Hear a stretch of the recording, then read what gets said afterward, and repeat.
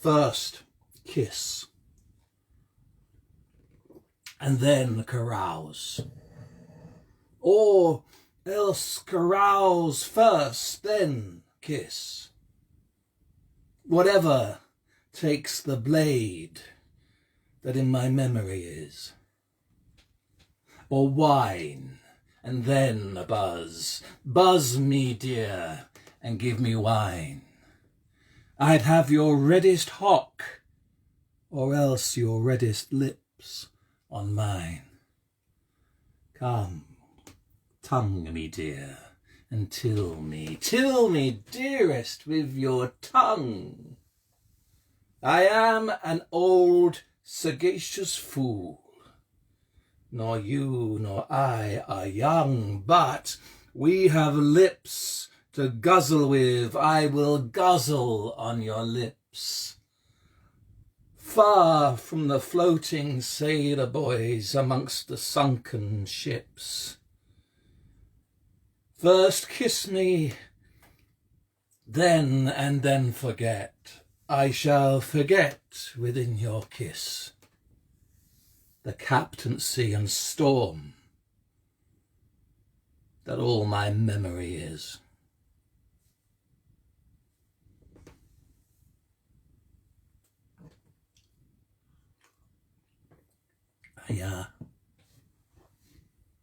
That was a poem called Kiss and Carouse.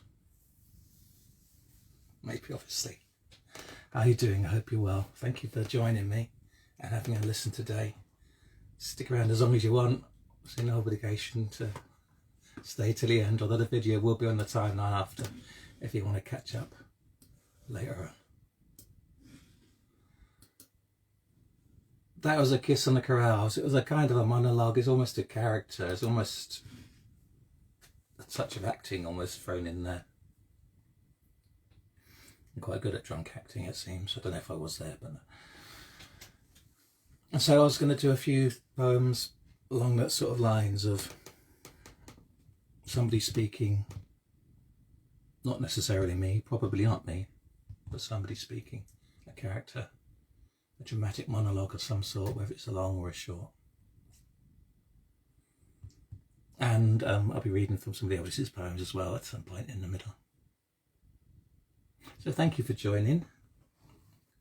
I've said this each time, I don't necessarily know who's watching. It's only if you leave me a message, I get an idea that you were there. And even then I don't always see it, but well, at least not till afterwards. So the first one, Kiss and Carouse. Kissing continues in this one. A fairly short one called Our Last Kiss. I need to tell you about my last kiss. No, not ours.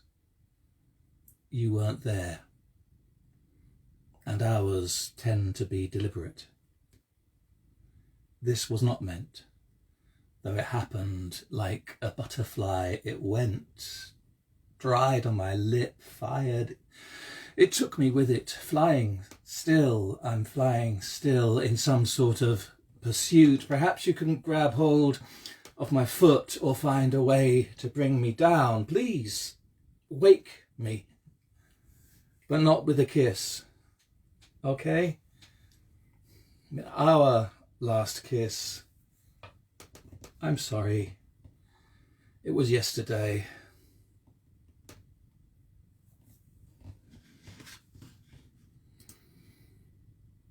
Not the kindest way to tell someone, perhaps. On a theme of overlapping passions, this one might be appropriate. It has been the case, oh my word, it has been, when a passion for somebody else, which wasn't working out, which was never going to be, gets interrupted by suddenly finding I have an admirer in another direction. So it gave rise to this thing, when a new hope comes before the old despair's gone.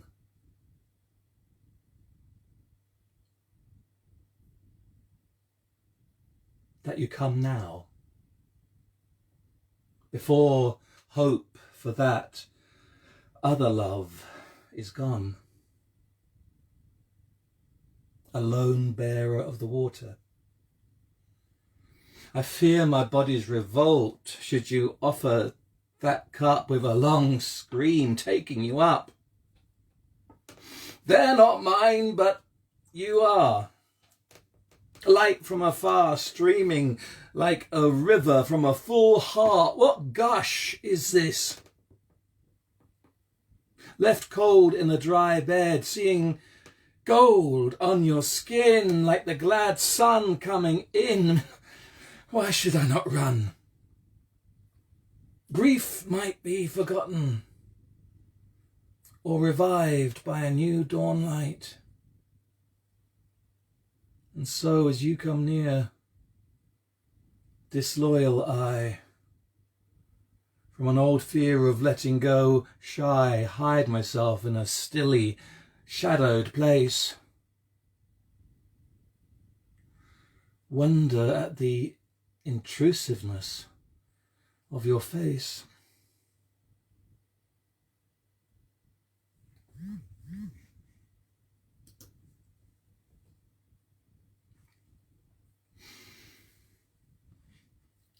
There's a very, very famous poem, His Last Duchess. And now that I've said it, I've forgotten the author. You may well know. But the Duke is talking of a portrait of his last wife. And very sinister is the thought of what happened. I only mention that because this poem is also called Portrait, or about a portrait, and of course reminds me of it to a degree. It's not so much a copy, but well, you'll see. It's called Portrait.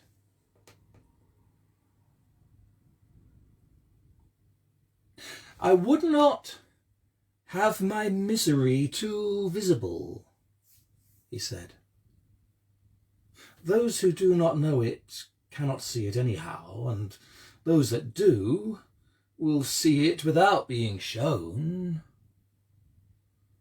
Oh no, you make me seem such a lonely man, perched upon these bright figures of acclamation, all my accolades. You make them seem more hollow, and the empty hall so large, and my entourage so uncaring.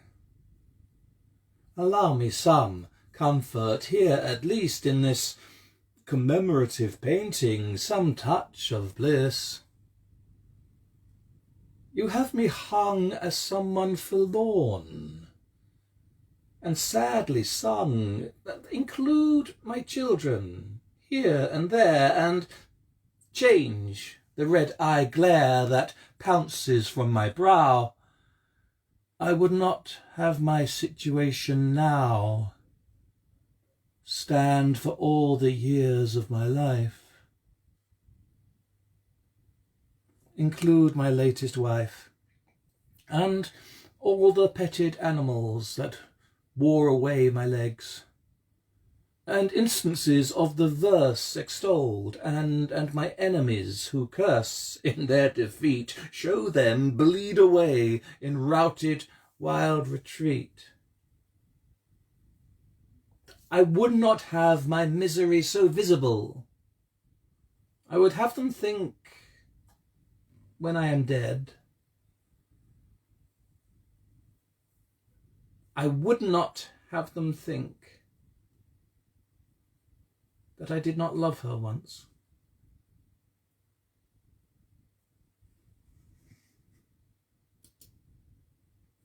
Portrait.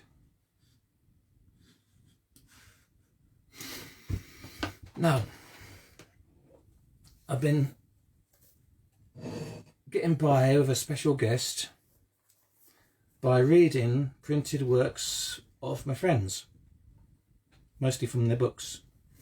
Some of them don't have a full book yet, but books like this, the London Spoken Word Anthology, has a whole bunch of them, people that I met on the poetry circuits, people who I thoroughly enjoyed listening to.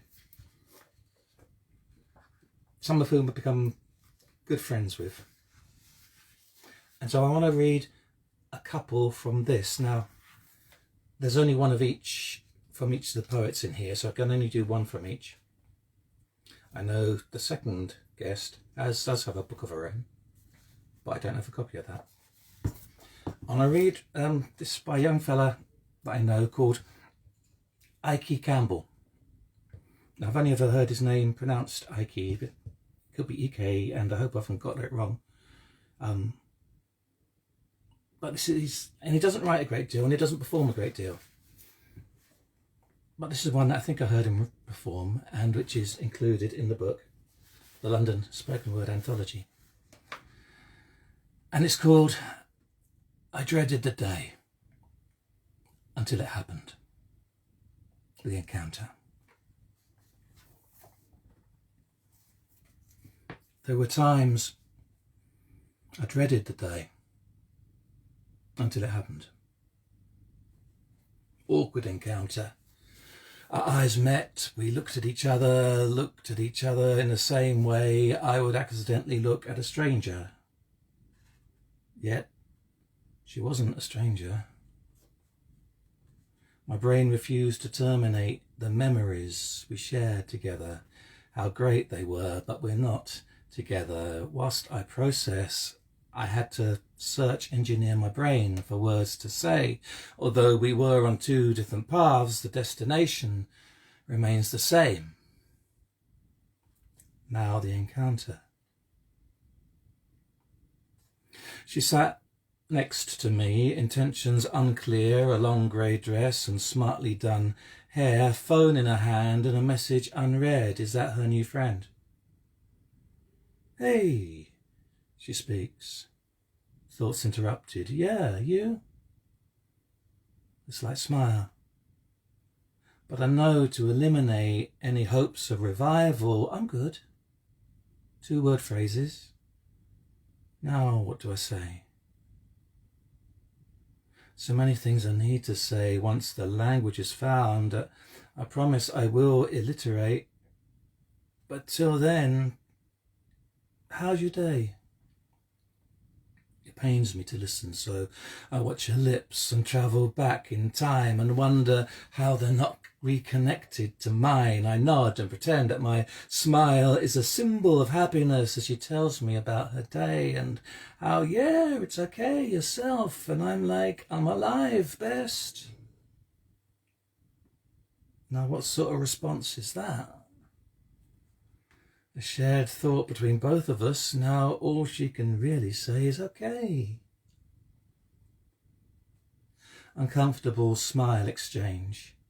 As we both change our silent playlist, I plugged in and it was the sound of Goethe. Lyrics have never had such clarity, and though I listen, I crave you. Sat beside you, but I cannot touch. Sat beside you, but my lips cannot rest, and I'm not the man you text. Sat beside you, but it's someone new that caresses. Sat beside you, though the feeling is as strong as it was on an ice-cold, foggy evening or pitch-black dawning on the bench in the park with the water-flaked grass that sparkle off the ground from the streetlight, as well as bold brown eyes. She wore my coat. I could have frozen, veins on my fingertips. I was so cold, but my heart, it was scorching. Her smile was so warming.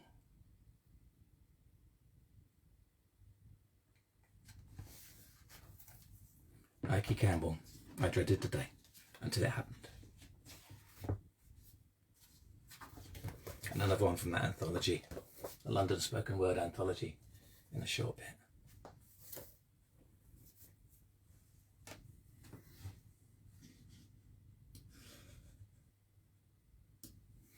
This is a short one called Lodger. Oh no, don't worry. Not all of me loves you. There are plenty of rooms in this house unlit. And sure, there are galleries blazing with parties full of your pictures, just not this bit. You've not taken over the whole of the building. The cellar's too damp for you. Top of the stairs, there's an attic still locked. Like I'm able to love you so far, then stop. At this threshold. And this. In this stairwell, this end of the rug, the plug on the wall. I've not signed the whole of the property to you. Make a deposit to get it all. Till then, you're merely a lodger. A louse in the woodworks got more rights in this house.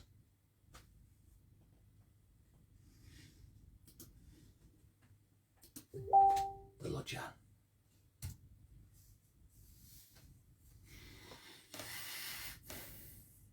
I mean, can you miss someone if you're Facebook friends? If they don't show on your timeline, if they don't like your posts? When you don't visit their profile? Their birthday may come and go, perhaps they don't want to share, perhaps you don't want to see how they're getting along. Your memory from 1 year ago, 2 years ago, you could reach 200 people with a sponsored post. There's a real life being lived beneath that cover photo. Moving on. Moving on.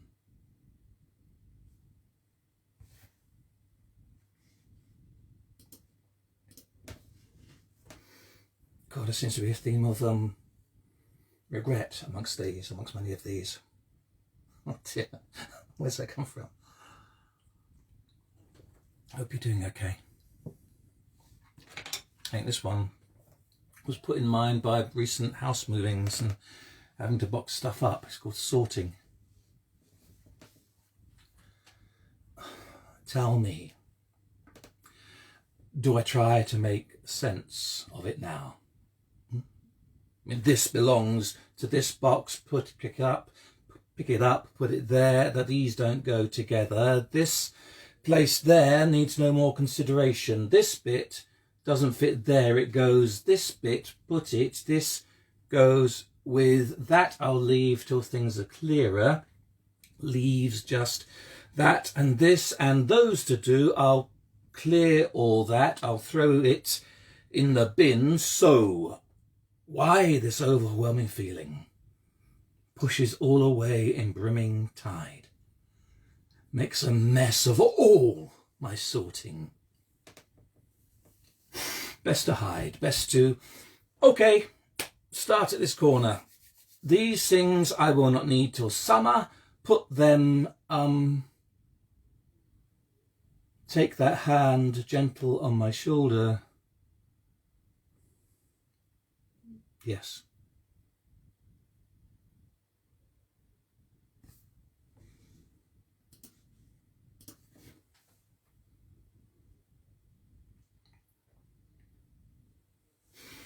This one.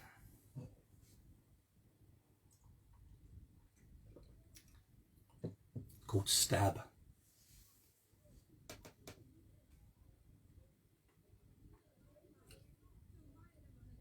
Like I'm angry, but it fits in my pocket. Can't have the disrespect, got the mind, got the man enough to mean it. Don't have the discipline not to use it though. Carry it like I mean it, wear it inside like a saber, bring it out, let it flash, light will make them run, step back, step up, like I'm showing them something to run onto, like they're going to get theirs out anyway. Because of fear of a flash of silver, it's a spill and you can't catch it. In your hands, can't control it. In their hand, can't dodge it. Too quick, can't feel it. Like spit, but sharp, reflex stab. And now I'm open. And my hands can't catch me. My clothes are soaking me up and cold blows in. Floor falling, all the screams. Mum.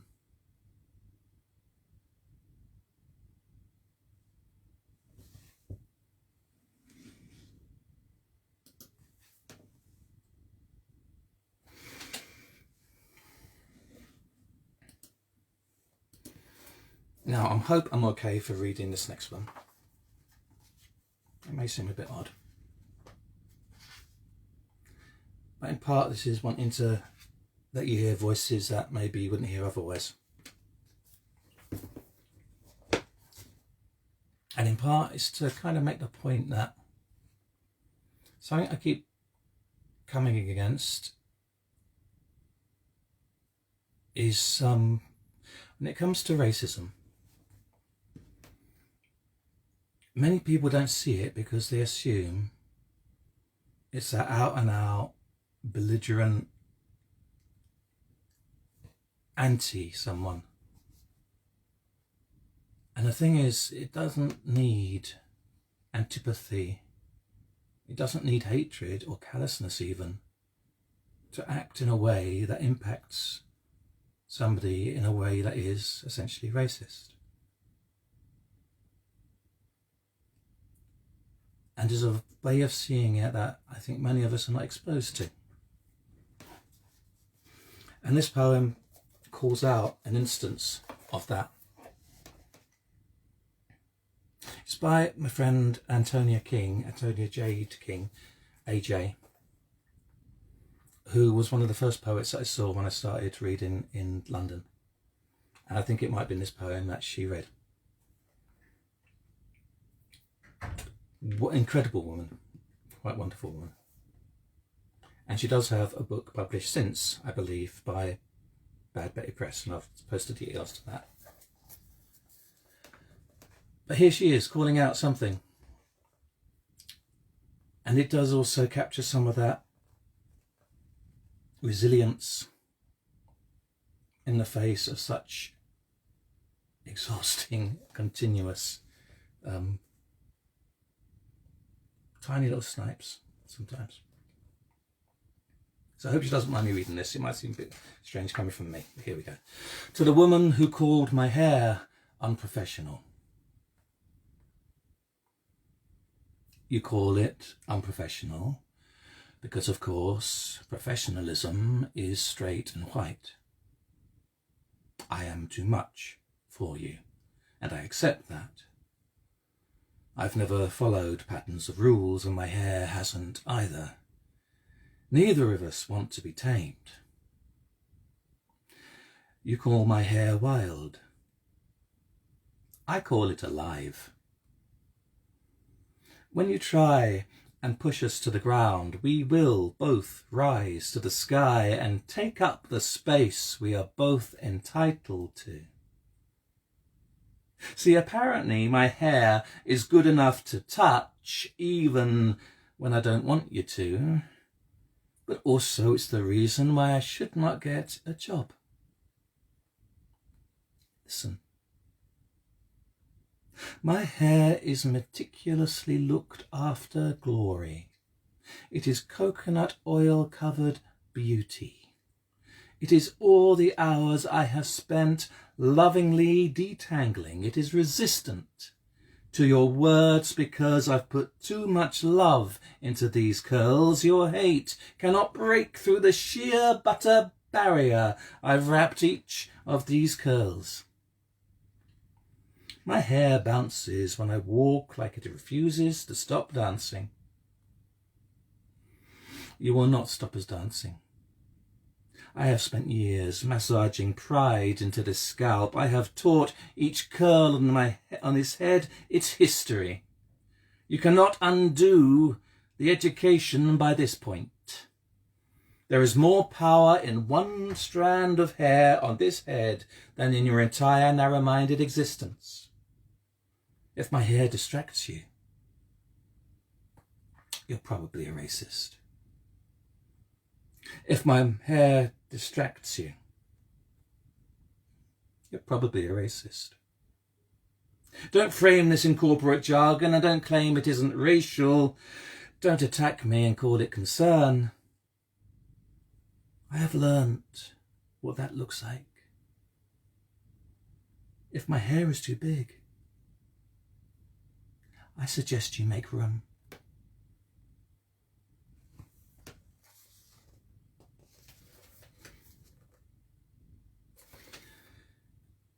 A.J. King, to the woman who called my hair unprofessional in the London spoken word anthology, published by Gug back in 2015-2016. A ton of people in it. So,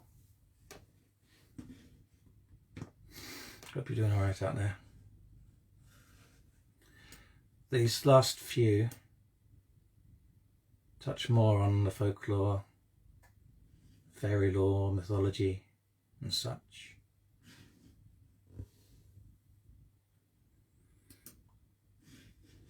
And the first is one that I've not shared anywhere. I might even be a little bit unsure about it.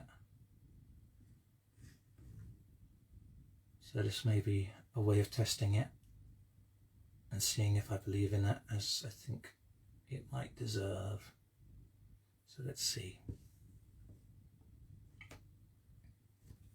It's called Mighty Zeus.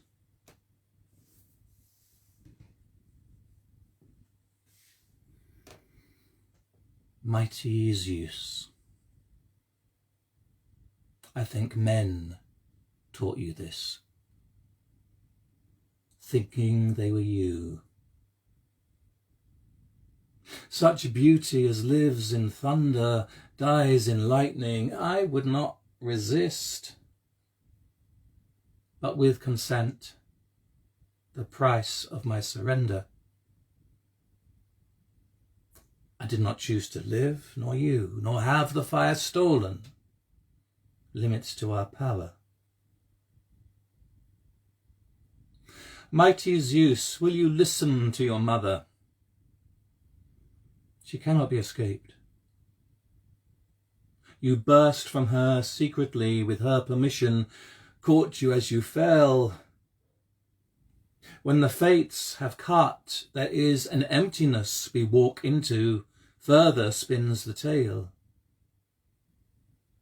Thrusting life does not need to be forced.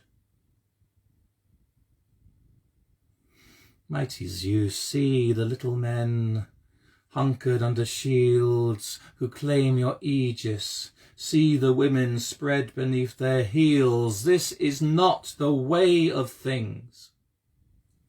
This must be repealed with thunder. This must slam no into the ears of gold, the swans, the bull, the grinning sun. And this must bring the rain.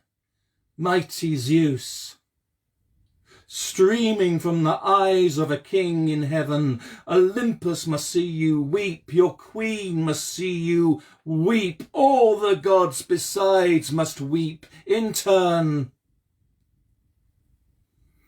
And those I turned,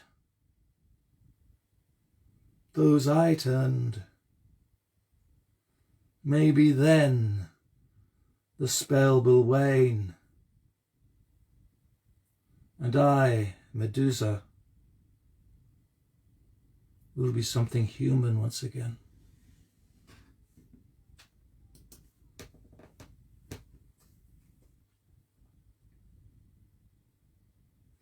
Mighty Zeus. Turning to Norse mythology.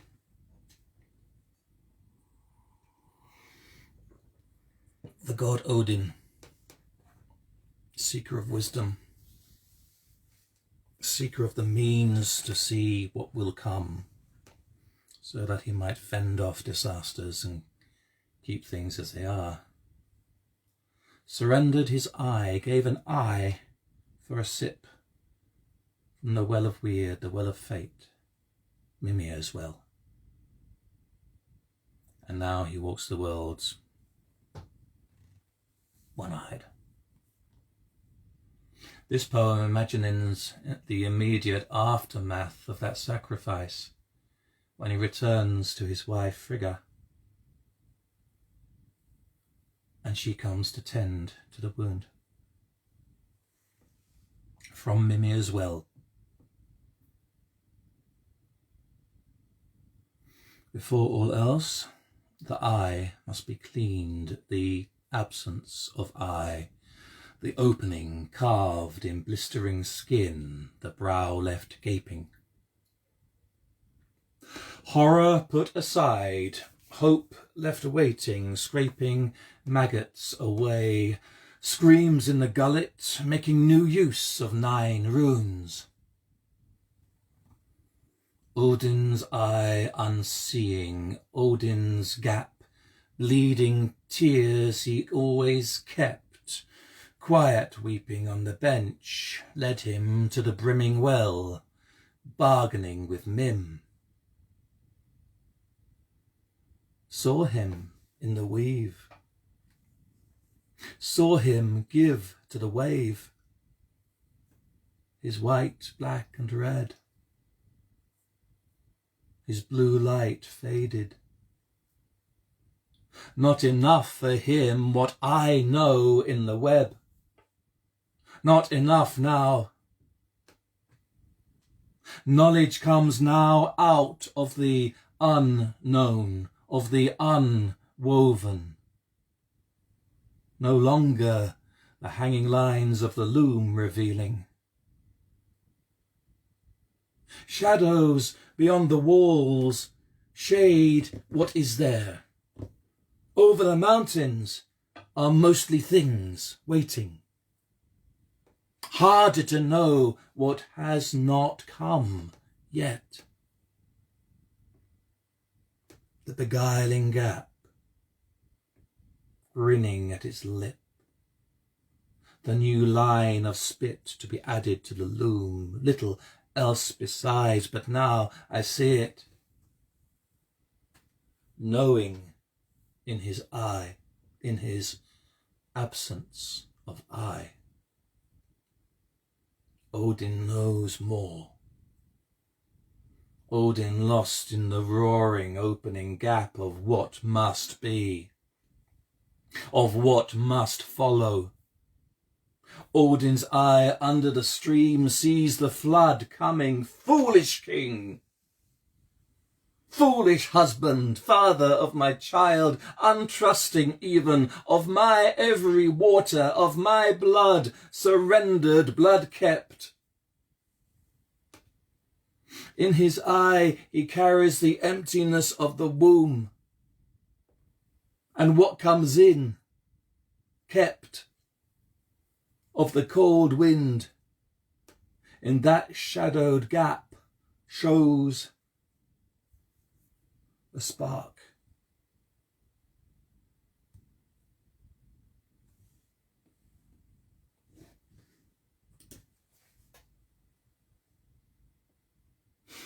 Two more, I think. Yes, 2 more to offer before we're done. I'll be posting the set list in the comments in a bit.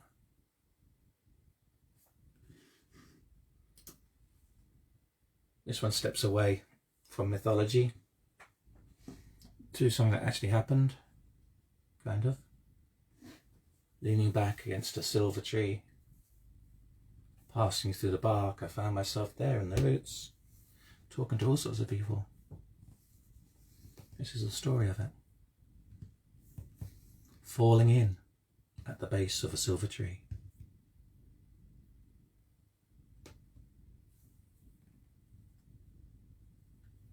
It's nice in here. Cozy. Earthy. Watching the mushroom lights, lattice and shine. Don't know why I didn't come here before. Everything behind me, never seen before. The tusks and trunks, pointy chins, tridents for fingers, green riddles for skin. All the quietest voices in the world. I'd say I've no energy. Here, though, I feel like I'm buzzing too heavily. Gasp is a way of being. If I become rock, I might be gentle enough for moss to trust me. If I become a falling leaf, if I cease to become, all the ribs in the bark were keys to me, felt myself slipping through like sun. They keep welcoming me here, though I leave when you call. There are curls here that remind me of you. They accept me like you accepting light. I think your fingers would bring me back, taking my invitation. This one with many legs brings me a drink. This one with wings offers a jolly embrace. This one offers a space in the corner. Further in, so kind, they sing. And I only become louder, just as the rain gives me shape. I think they might want me because I love you. Might bring you with me one day.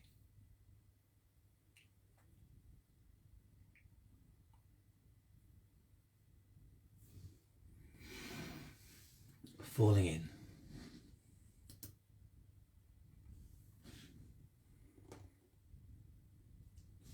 Like I say, I can't tell who's watching today, so I can't wave and say hello to anyone in particular, but I hope you enjoyed. This is the last one I'm going to do. Again, it's steeped in folklore and fairy lore, but there's also a thread of history in it and injustice. It's called The Wall.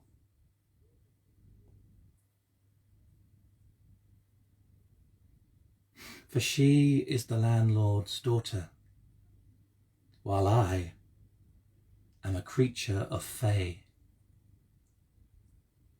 And he got his wealth from the black lands by stealing the black man away. His wall is a yoke on the neck of the world, but his daughter is bonny and gay. His wall is a scar on the face of the earth. His hall is a mansion of blood, and it's squeezed from the twisting of black bone for sugar brought over the flood. But chains are not to be seen here, but her trinkets of silver and gold. As a child, she came to be seen here with my sister at play in the field, and grew into womanhood blithely, with running undressed and unhealed, over land enclosed from the common by the neck trader's yield. She watched me at work on the common, through a crack in her father's wall, rolling potatoes and dressing kine, keeping the flock from a fall. She wondered so softly beneath her breath that folk must work at all. Can you not, silly fellow, some sugar enjoy, or a smoke as the gentlemen do? Why have you no cotton to dress yourself, or shine on your shoe? Better to never have heard her voice, for the shackle it threw. Drawn to the unknowing in her voice, we two would meet where the scar of ill fortune left its mark for her father's retreat. She fed me sugar grain by grain. It was white and sweet. She brought me tobacco leaf by leaf, smiled at the smoke I wove with my breath and my laughter, the occasional choke of an unused creature of fey, till a cloak of cotton gifted broke this enrapture of fey, sitting in blood on the floor of a mansion of slaves and butchery, the black bones heaped at the door, the cries of women taken leaning out over the moor, the cries of the taken and broken caught in every stone, and I with the freedom to stay here or to starve alone. Shades in every hallway, and her face shone. She perhaps as helpless as I over what her father has done. For she is the landlord's daughter, while I am a creature of fey, and he got his wealth from the black lands by stealing the black man away. His wall is a yoke on the neck of the world, but his daughter is bonny and gay.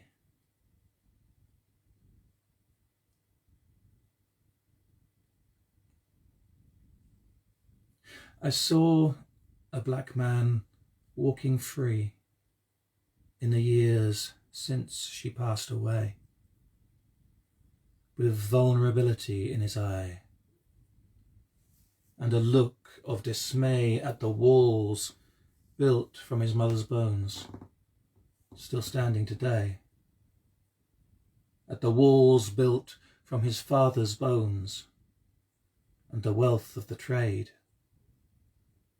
all the people walking the hallways of the house the evil had made.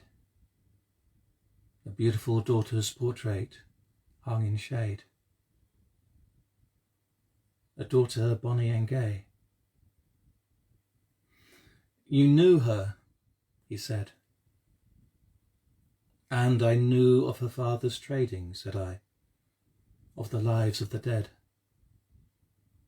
And I knew of the grinding of black bones into sugar, cotton and bread. I told her once of the black bones, but she didn't hear. And she kept from me days thereafter, would not have me near.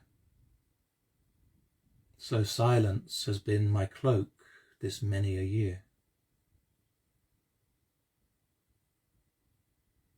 Later, I saw him walking with other creatures of fey, had been with him through the struggle, protecting his way. He called for me to listen and learn while I may.